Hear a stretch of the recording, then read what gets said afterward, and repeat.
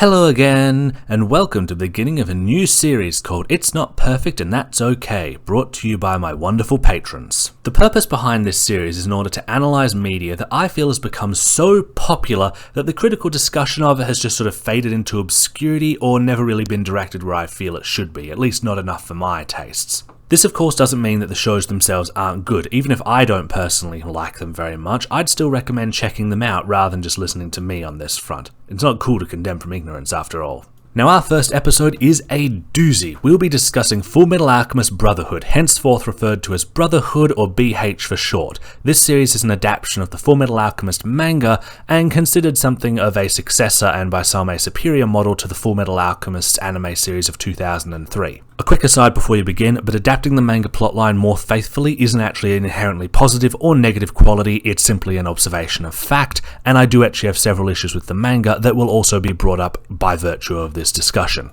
Alright, let's begin. I'm going to start out with relatively small and simple things and move my way up to the more complicated, nuanced stuff as we go along.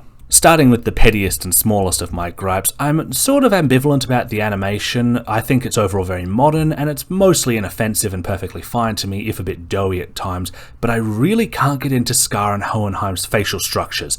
They're really rectangular and just don't look like they match with the rest of the setting, and it just distracts me every time I look at them. On a more substantive front, the first episode of Brotherhood is honestly kind of a mess. I kind of find it amusing as a novelty, but it simply put front-loads everything with way too many characters, far too much exposition, reveals a ton of plot points and world-building details before they were meant to be, ruining the dramatic revelations, and is just generally kind of a mess, but I think that's fairly universally agreed upon. What's less agreed upon is the ensuing 9 or so episodes, which, broadly speaking, I'm not a huge fan of.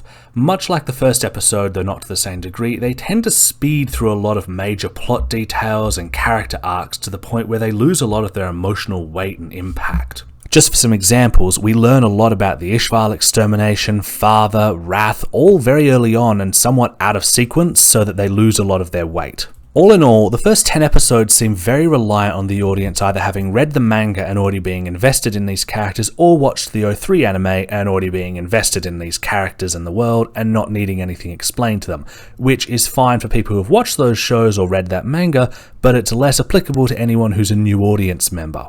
For instance, we only spend one episode with Nina Tucker before she's turned into a chimera and then killed off, and then we only spend one episode after that really grappling with it, and much of that is spent fighting Scar. After that, she's just sort of forgotten for the rest of the series up until right near the end, where she becomes something of a thesis statement for Edward Elric's character development, but given how little time we spent with her, it feels very much just like relying on the, very cute kid, bad thing happened to them sort of thing over getting us invested in the relationship and the character.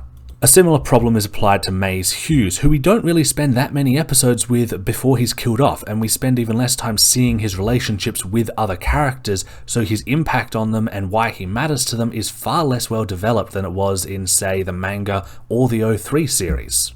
It becomes far less, oh my gosh, Hughes, this integral character who has been with us for so long and that we never thought anything bad would happen to, and far more, oh, the guy who's really sweet about his family is dead, that's very sad. Still technically a tragedy, just one with less impact and depth, basically. But after that, the series did do a fairly good job of writing itself and then developing things going forward and organising everything and all the characters and putting them into place for the promised day and the final blowout conclusion. So, credit where it's due. Speaking of the writing though, and this is something I've seen criticised in at least one other Fullmetal Alchemist video, the humour can be a really big problem to me. The manga enjoyed having humour to lighten the mood or contrast things to an extent, but because of its format, it was much easier for those jokes not to overstay their welcome, and even then, I still found them obstructive at various points. But Brotherhood just takes it to another level, with every joke seeming like it stays on way too long and being much too performative that it just ruins the tension in every scene. Sometimes it's stuff like the characters basically becoming chibi versions of themselves as they try to escape an enemy force. Other times it's interrupting a very weighty moment with a joke that just goes on too long, like Alphonse ranting about losing his arm after Edward and he face down Scar for the first time. Or Lust just becoming a weird, vaguely threatening boob joke with jiggle physics during the confrontation with Roy and Havoc stopping the entire fight to become comically animated and talk about how much he loves boobs. Like, this is meant to be a major confrontation with a villain. A guy loses a section of his spine. This should be serious. I'm not feeling relieved because these jokes happened. I feel like the tone is just ricocheting around, and so I have a hard time staying invested in the fight. On a similar front, and leading us into our next point, I really don't like how they're constantly making jokes about Izumi's condition. The manga Anno 3 anime did this to extents, but they usually treated it with a bit more gravitas, especially 03, though again, it still happened, and I still don't really think making cracks about it is funny, but Brotherhood just did it so much that I couldn't take the condition seriously at all, really. It very quickly got to the point where it honestly just felt kind of disrespectful to me. But moving on. Fullmetal Alchemist has justly so received a lot of praise for its handling of disabilities. Everything from the complexities of actually having prosthetic limbs, to the fact that Ed's not denigrated for having them, and just generally good representation in general. And broadly speaking, I agree with that sentiment. Even if Ed gets his arm back at the end, and there was a whole, major plot point dedicated to him trying to get rid of his prosthetics and regain his limbs, the fact that he kept the prosthetic leg at the end and the general handling of it up to that point is overall good, save for these points. You see, in both the manga and the anime, after Roy lost his sight and the final battle was done, Dr. Marco decided to offer him a Philosopher's Stone made out of sacrificed Ishbalans in order to regain his eyesight, which is just, there's so much wrong with that, to be honest, so much of it. But on the disability front, yes, it's very disrespectful and just unpleasant in general, along with being extremely disrespectful and just unpleasant to me. We will be discussing Ishval and the Ishbalans later, but for now, let's move on to discuss the villains for a bit. I don't find Father to be a particularly interesting villain, nor to be a particularly engaging one to watch. He spends most of the series just sort of sitting around on his throne, very much an Orcus on his throne type, but it doesn't really seem to add anything to his character. And while one could argue, oh, he's bland because he removed all his emotions, he very much hasn't, because he's still envious, he's still proud, he still desires things, he very much has all those emotions. So there's nothing really gained from the whole he created the homunculi to remove his negative emotions thing, because it very clearly didn't happen. And while someone could argue maybe that was the point, the fact of the matter is that still just leaves him being a very bland villain who is really only interesting to me during his first very weird interaction with Ed and Al, and during the flashback when he did actually have personality to spare. The efforts to make us sort of sympathize with him, I think at least, at the end of the series, also mostly just confused me because we don't really have a lot of context for why he felt this way or what his nature was, and it honestly just kind of comes off a little like, yeah, remember your place, little monster. Great final fight scene, but that's really all I can say for Father. The homunculi are, for the most part, much the same. Sloth is basically just a guy who's always tired, he had a big fight scene and then he died tired.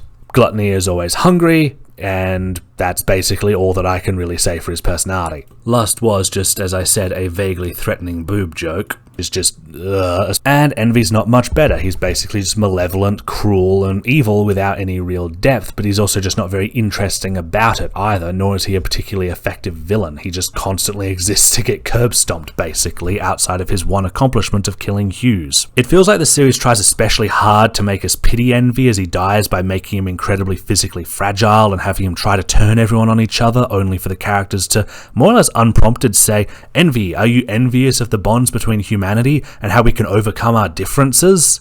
At which point Envy begins crying, denouncing them, and commits suicide. And none of this really felt like it was really set up, organized, or otherwise foreshadowed, so it just feels very, question mark to me. Salem and Bradley, on the other hand, do have a fair amount of personality and some degree of agency in the series, though I'll freely admit that I don't think Salem's motivation for working for his father are very well explored or given much weight. And Bradley, on the other hand, I feel is actually given way too much focus and weight. What I'm talking about here is the fact that Scar had his big final confrontation with the guy who oversaw the genocide of his people and the destruction of his nation, and the only real bit of drama he got from that was revealing that he got his arm tattooed with new alchemic sigils. Besides that, pretty much the entire fight is about Bradley. And I'm sorry, I just don't think that the final confrontation between Bradley and Scar should be rendered to be all about homunculus Hitler.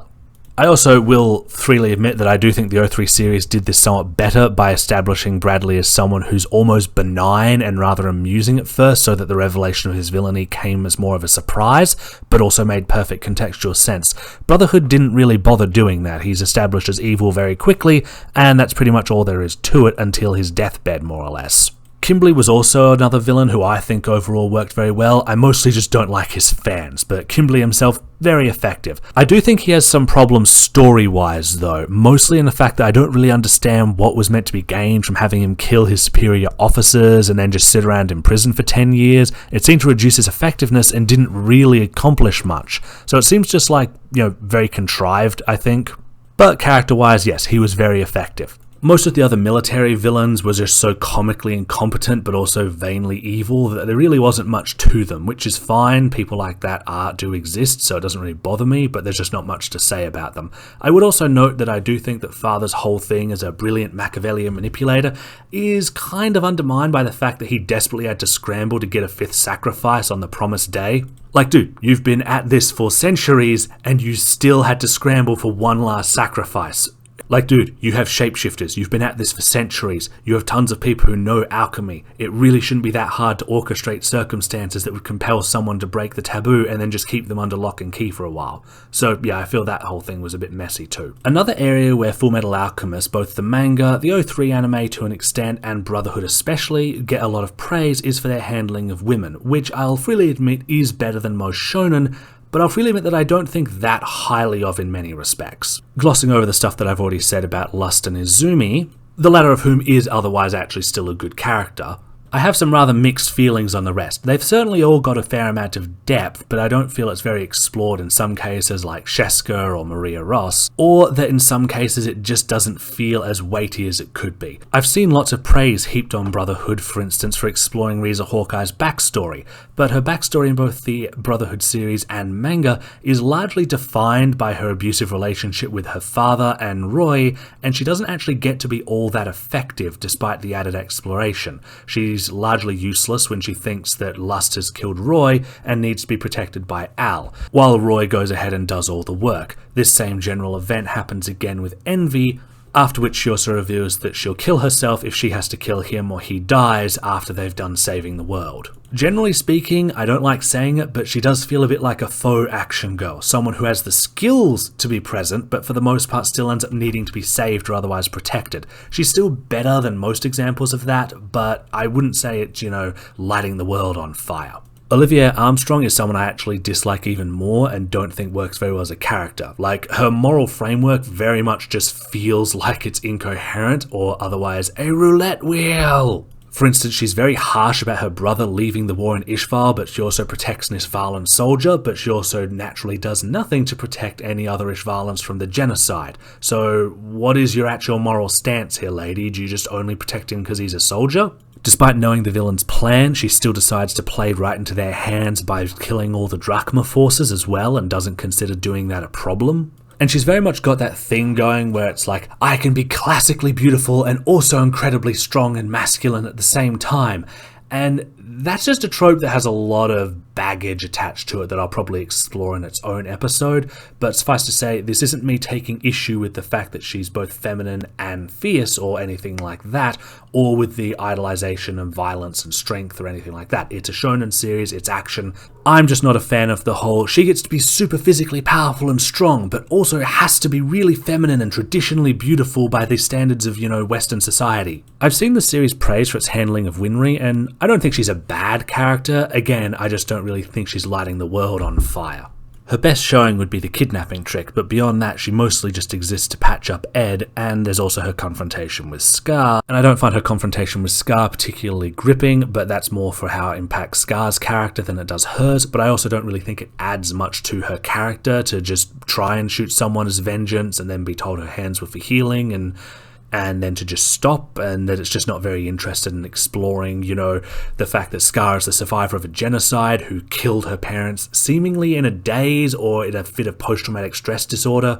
Like, it very much seems like they went out of their way to make it as blameless as possible and then still treated Scar like a monster for it and had Winry act accordingly. Lanfan is a lot like Hawkeye in the sense that she's also a badass warrior, though she gets to be a bit more effective and involved in the fights, who is extremely defined by her relationship to a male character. Again, it's not bad, I just feel it's worth noting that so many of these women characters are defined primarily by their relationships to the men in their lives, while none of the men are defined similarly. My main exception to this character-wise is May, who I think was very effective, skilled, you know, played her role very effectively. I have no issues with her character. I do have some contentions with her narrative. Mostly how it just seems very unfair that of the two Zingi's royalty, she was the one who had the chance to go home, win the prize, save and protect her clan, and for purely moralistic reasons, she decided to come back, throw all that away because it was the right thing to do, and then it's Ling who ends up getting to be the royal king and take over the empire, and her award is basically that he's not going to penalize or make the other clans suffer. Just feels a little unfair, you know? Jumping to another serious topic, I find that the series has a tendency to romanticize trauma and abuse to varying degrees. This isn't just the somewhat jokey way that Izumi slapping around the Elrics is treated. This is more about how, for instance, everyone in Leora is just like, oh yeah, you know, our city was briefly torn apart, you know, neighbor killing neighbor, the whole place was super damaged and tons of people died, but you know, we're putting one foot in front of the other and everything is just great. It's basically a case of trauma is only allowed to make you a better person, a stronger person, and if you become worse or aggressive or bitter about it, then you're bad and you're wrong. I'm sorry if this seems rather simplistic, but I feel like it's more or less on level with how the series treats trauma. It's something you have to learn from and grow to be a better person from. Trauma can never just be trauma. It's always character growth. We are now reaching the home stretch, and the last 2 points very much intermingle because of their narrative purpose and positions, namely Fullmetal Alchemist neoliberalism and its handling of race via Ishbalan. For a more in-depth understanding of what neoliberalism is, I recommend Sean's Harry Potter video, which I'm not referencing here just for funsies. I actually think that both Harry Potter and Fullmetal Alchemist, though Fullmetal Alchemist does it better, do actually have some rather heavy commonalities in how they touch on serious topics and then don't really explore them in what I'd call a mature manner. Again, Fullmetal Alchemist does it better, but I still think it's worth talking about. So for example, in Harry Potter, the 5th book, there is a statue that shows a witch and a wizard holding up their wands and being looked on adoringly by several different magical species that they're oppressing. There's a big battle at the end of the book where the statue ends up destroyed, and there's a big speech about how the prejudice in the magical world and their systematic abuse of the various magical species and Muggleborns is what allows people like Voldemort to rise to power. This is then not really explored at all beyond be nice to your slave, and nothing really changes at the end of the book. With an epilogue set several years in the future, there's no goblin students attending Hogwarts, there's no real sign that the Centaur are being treated better, nothing has fundamentally changed beyond removing some bad people from positions of power and putting good people in their positions of power. Or in other words, there's no bad systems, only bad people. So just replace the bad people with good people and the system will be fine. I can assure you there are a metric ton of resources on why that's not true. And while again Fullmetal Alchemist doesn't do this as badly as Harry Potter, it still very much does the same general thing in my experience. Fullmetal Alchemist for its part touches on themes of genocide, military corruption, dictatorships and abuse. However, while it does portray these subjects, especially in the manga when we get to see more detailed flashbacks to Ishbalan, it doesn't really explore them in a way that I would consider mature. Let's use Roy as our reference point for this, as he is essentially the driving force of this part of the narrative. He participated in the Ishbalian genocide. He feels terrible about it and wants to become fewer by playing the political game so that he can ultimately enact changes that will see him and all other war criminals judged. That's a great idea, but it doesn't end up actually happening. He just ends up becoming Führer at the end of the story. Or as the author put it, the leader of the country, but ultimately nothing seems to have structurally changed. The military is still the thing in power, and the only real problem with the military was that it was being led by a cabal of inhuman monsters who are blamed for all the crimes that the military commits, rather than the humans actually enacting those orders and committing those crimes. It just feels like a very simplistic and almost childish exploration of the subject to me, and it also begs the question, what was Roy's plan if another Ishbalan was ordered and he would be expected to commit genocide? genocide again? Would he continue playing the game, hoping that it would all be worth it eventually? Or would he eventually have to make the moral decision and make the break from it, even though that means he'd have to sacrifice his ambitions? This sort of question is something I feel you would have to ask when exploring this kind of premise, but Roy's never put in that sort of position, so it never gets addressed. And on to our final point, the handling of the Ishbalan War, the Ishbalan characters, and the Ishbalan people in general. I'm going to try and handle this efficiently to make my point clearly, so we'll start with the genocide. This was handled better in the manga than in the Brotherhood anime, though I don't think either one handled it particularly well because they both fell into the same trap that, say, a lot of American films do when discussing Vietnam, namely talking about how hard it was for the soldiers to go around committing these atrocities and discussing their trauma at the expense of their victims. Because Ishbalan characters outside of Scar and Miles don't have names, they don't have identities. We get almost no actual exploration of them or their culture or their feelings on the matter, and they mostly just exist in order to serve as backstory fodder for the military characters and convenient sources for allies right at the end of the story, and also exposition dumps when it comes to Scar and Winry's backstory, in which they also spend time talking about how we know not all Amestrians are bad, even though, you know, you've committed genocide against us and destroyed our nation and sent us on the run. They basically exist to serve as background inciting incidents and model minorities, rather than their own characters with their own narrative or their own actual weight within the story outside of how sad killing them made the military.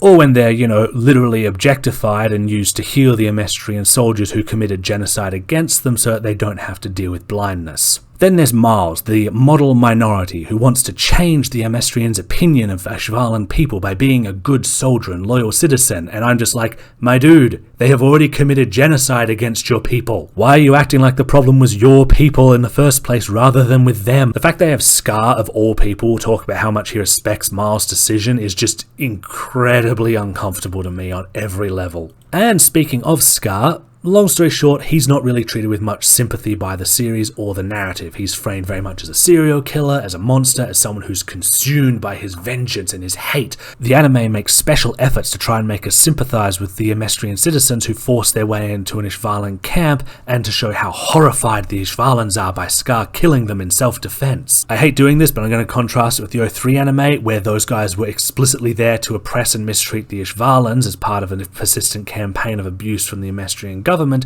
and that Scar got to be framed as explicitly heroic for defending his people, even if that did mean he was ignoring his master's advice, because the series had more complexity to its morality than murder is always bad. Like, if that is your belief system, then that's fine. I respect that. But I still feel that equating, you know, active participants in a genocide who have killed thousands and someone who is actively just fighting the war criminals who did the genocide, like, they are just not remotely equivalent at all. As noted previously, having Scar kills Winry's parents seems like it was done explicitly to try and make him even less sympathetic than the narrative was already treating him, and done in an effort to seemingly try and invalidate his efforts because, oh, you killed innocent people too, which just completely ignores all of the context surrounding the act itself, and that the act itself just feels very contrived in general. Like, why exactly did Ed and Winry learn this information right before they see Scar again? It's just way too convenient, and it just feels like it really shows the series' biases when Winry's grief over her parents being seemingly accidentally killed by Scar as more important than Scar's grief over his family, his people, and his nation being destroyed in an active genocide. On both the neoliberal and the Ishval front, we also have Ed basically equating Ishbalans apparently damaging his countryside town during the war, even though I don't recall that ever being brought up at any point before his confrontation with Miles, and then rattling off a line about how we should all just be judged for who we are, not by race or gender or anything, which sounds nice until you keep in mind that people saying that also are basically saying, let's just ignore historic and systemic abuse that's been going on for generations that creates massive amounts of income inequality, trauma, and general suffering. Ed isn't wise for saying let's just ignore any and all historical context and be friends. Whew, okay, that was some heavy stuff, so let's wrap this up with something a little less heavy and a little less serious, namely the themes of the series and how it ended. Broadly speaking, the series themes are the power of friendship, just in a more advanced and articulated form. Let other people in to support you, you don't need powers to protect yourself or others because you can rely on other people in your community for support, and not to put yourself above other people even if you have some advantages, say for example alchemy, because that doesn't make you better than others, you're still ultimately just a person. These themes are fine, I don't have any real issue with them. Again, I don't think they're particularly as complicated or as nuanced as I think a lot of fans frame them as, but they're not problematic or anything, they just are. I do, however, find the explanation of, I don't need alchemy to be a little weird, given everything was won primarily through alchemy at the end of the day, including getting Alphonse's body back, and also the fact that at the end of the series, which is hilarious given how much he hates Hohenheim having done the same thing, and he then goes off to study alchemy and regain his powers, which just ends up feeling rather incongruous is my general point. And that, as they say, is that. I'll be linking a lot of the resources I used in the summary section and leaving it here. I hope this proved enjoyable and engaging. Sorry it was so long. If you would like to help support these episodes and get early access to scripts, videos, stories and art, please hit up my Patreon. If you would like to commission 3D art, please swing by my coffee and we can chat. For now though, that's all. Thanks for stopping by.